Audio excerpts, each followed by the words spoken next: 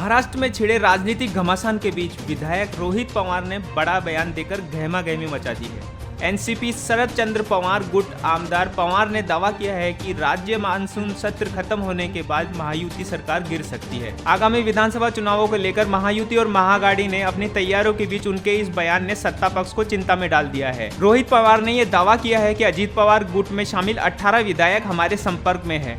Monsoon सत्र खत्म होते ही ये विधायक हमारी पार्टी में शामिल हो जाएंगे। मी सदस्य असताना मला तिथे सुद्धा कुठल्याही प्रकारचं पद नव्हतं। महाविकास आघाडी सरकार जेव्हा फॉर्म झाली तेव्हा इतर नेत्यांच्या जवळच्या लोकांना संधी दिली गेली, पण मला तिथं पद नव्हतं आणि आम्ही कधी तिथं कंप्लेंट केली नाही, कारण सुरुवात होते आणि त्यानंतर आम्ही सर्वजण संघर्षच करतो। आता अजितदादांनी तो निर्णय का घेतला, राजकीय दृष्टिकोनातून कदाचित तो चुकीचा दिसत असला तरी त्यांच्या पक्षामध्ये जर त्यांचे आमदार नाहीतर त्यांचे नेते हे कुठेतरी कुजबूज करत असतील, नाहीतर बाहेर जाण्याची संभावना वाढल्यानंतर कदाचित नेता म्हणून दादांना दुसरा कुठला पर्याय राहिला नसेल, कोणावरच विश्वास नसल्यामुळे घरच्या व्यक्तीला दिलं तो योग्य ठरू शकतं।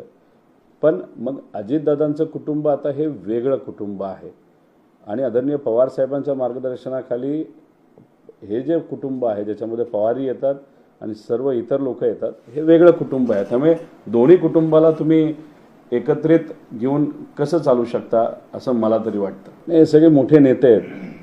पवार साहेबांनी पूर्वीच्या काळामध्ये त्यांना संधी दिली, त्यांना ताकद दिली, मोठं केलं, स्वतःचं सुद्धा त्यांचं कर्तृत्व आहेच आणि अशा परिस्थितीमध्ये मोठ्या नेत्यांचं करायचं काय हा पूर्णपणे निर्णय हा साहेबांचा तिथं असणार आहे। फक्त निर्णय घेत असताना आज निष्ठेने आपल्याबरोबर जे पदाधिकारी आणि कार्यकर्ते राहिले त्यांचा पहिला विचार केला गेला पाहिजे असं मला कार्यकर्ता म्हणून वाटतं। आकड्याचा खेळ आहे शेवटी आणि त्याचा फायदा नक्कीच तिथं होत असतो।